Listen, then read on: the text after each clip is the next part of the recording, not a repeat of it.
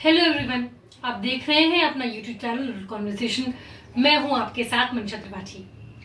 हाल में ही इंडिया ने एक ऐसी डील साइन की है जिसको Indian government moments, landmark, turning point, watershed ऐसे फ्रेजेस से नवाज रही है।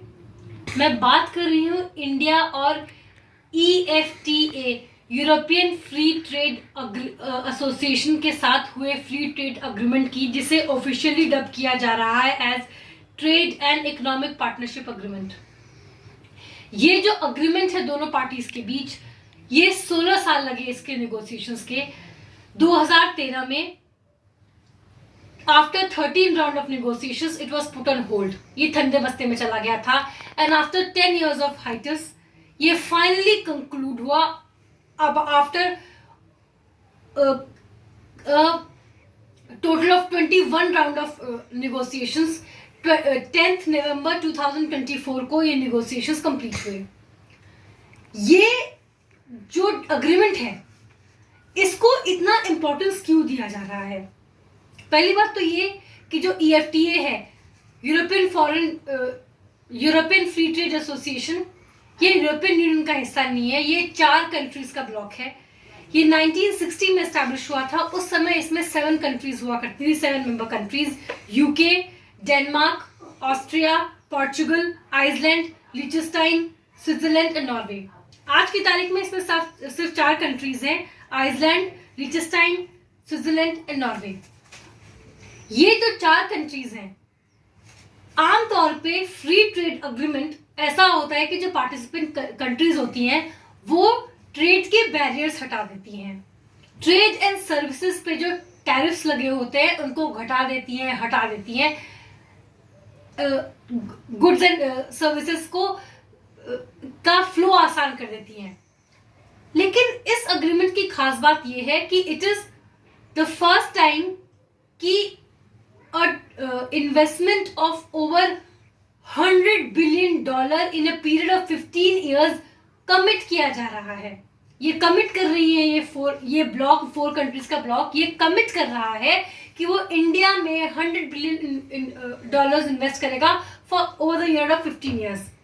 और इस इन्वेस्टमेंट से आशा ये लगाई जा रही है कि इंडिया में 1 million जॉब्स क्रिएट होंगे। इंडिया के लिए फायदा ये है कि जो इंपोर्टेड गुड्स हैं महंगे आते हैं, रोलेक्स, स्विस चॉकलेट्स, ये महंगी होती हैं। अब इनके टैरिफ्स या तो हटा दिए जाएंगे या बहुत भारी मात्रा में घटा दिए जाएंगे, तो ये सस्ते बहुत हो जाएंगे।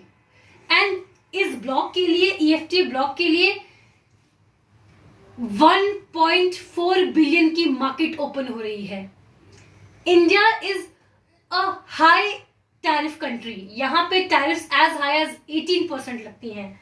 बहुत यहाँ पे प्रोटेक्शनिज्म काफी ज्यादा है। ऐसे में इन 4 कंट्रीज के गुड्स पे टैरिफ्स या तो हटा देना या घटा देना इज अ बिग डील। इन लोगों को बहुत इजी एक्सेस मिलेगा इंडियन मार्केट को। ऑल्सो इस अग्रीमेंट में जो ट्रेड के गुड्स के साथ साथ सर्विसेज भी अलाउड है एक्सपोर्ट होना।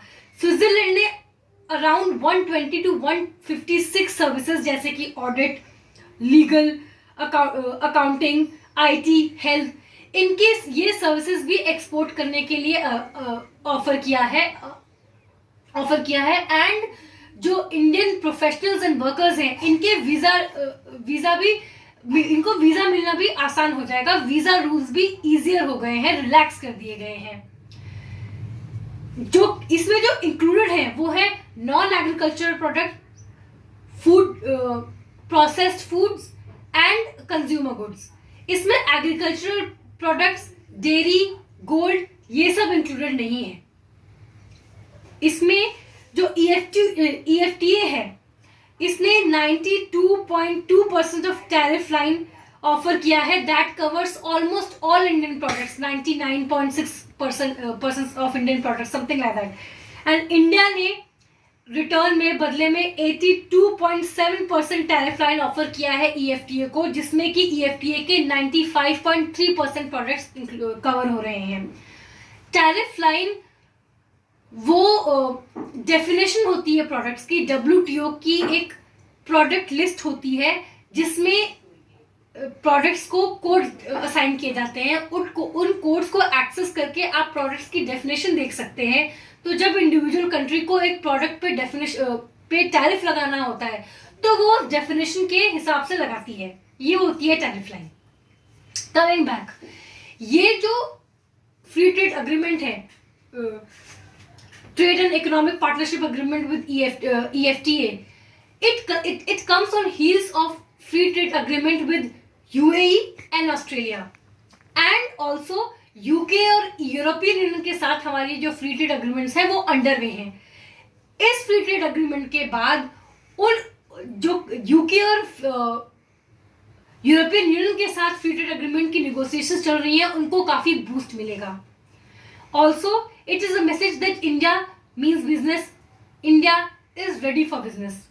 Of course it has its own limitations, critics and sceptics अभी भी इसमें कमियां पॉइंट आउट कर रहे हैं कि शायद ये हाइप है, over the years of $100 billion की कमिटमेंट वो पूरी करेंगे या नहीं करेंगे। जो डोमेस्टिक प्रोड्यूसर्स हैं उनको कंपटीशन फेस करना पड़ेगा फॉरेन प्रोड्यूसर्स से। स्विट्जरलैंड ने हाल में ही अपनी जो मार्केट है उसमें से सभी कंट्रीज के गुड के लिए टैरिफ हटा दिया है, तो इंडियन गुड्स को बाकी उन सारे गुड्स से कंपटीशन फेस करना पड़ेगा, कंपटीशन बढ़ जाएगा।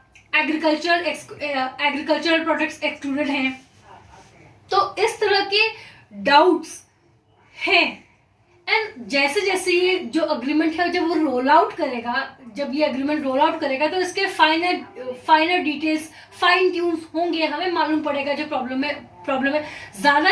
अगर ये जैसी बात हुई है वैसे इम्प्लीमेंट हो जाता है तो it's a win win situation. Now let's see कि आगे होता क्या है। इसके जो लिमिटेशंस है आई एम श्योर आगे चल के उसकी भी लिमिटेशंस, क्रिटिक्स एंड सेप्टिक्स अभी भी इसमें कमियां पॉइंट आउट कर रहे हैं कि शायद ये हाइप है, over the years of $100 billion की कमिटमेंट वो पूरी करेंगे या नहीं करेंगे। जो डोमेस्टिक प्रोड्यूसर्स हैं उनको कंपटीशन फेस करना पड़ेगा फॉरेन प्रोड्यूसर्स से। स्विट्जरलैंड ने हाल में ही अपनी जो मार्केट है उसमें से सभी कंट्रीज के गुड के लिए टैरिफ हटा दिया है, तो इंडियन गुड्स को बाकी उन सारे गुड्स से कंपटीशन फेस करना पड़ेगा, कंपटीशन बढ़ जाएगा। एग्रीकल्चरल प्रोडक्ट्स एक्सक्लूडेड हैं। तो इस तरह के डाउट्स हैं, एंड जैसे जैसे ये जो अग्रीमेंट है जब वो रोल आउट करेगा, जब ये अग्रीमेंट रोल आउट करेगा तो इसके फाइनल डिटेल्स, फाइन ट्यून्स होंगे, हमें मालूम पड़ेगा जो प्रॉब्लम है ज्यादा।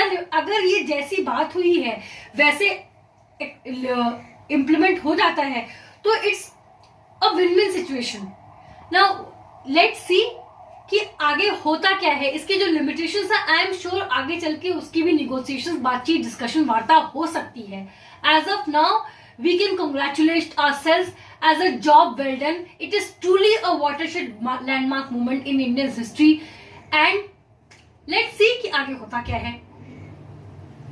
आज के लिए इतना ही, मुझे दीजिए इजाजत। ऐसे टॉपिक्स पर चर्चा के लिए बने रहे मेरे चैनल कॉन्वर्सेशन के साथ। इस वीडियो पर अपनी राय जरूर कमेंट करें, इस वीडियो को लाइक करें, शेयर करें, मेरे चैनल को प्लीज सब्सक्राइब करें। सी यू अंटिल नेक्स्ट टाइम।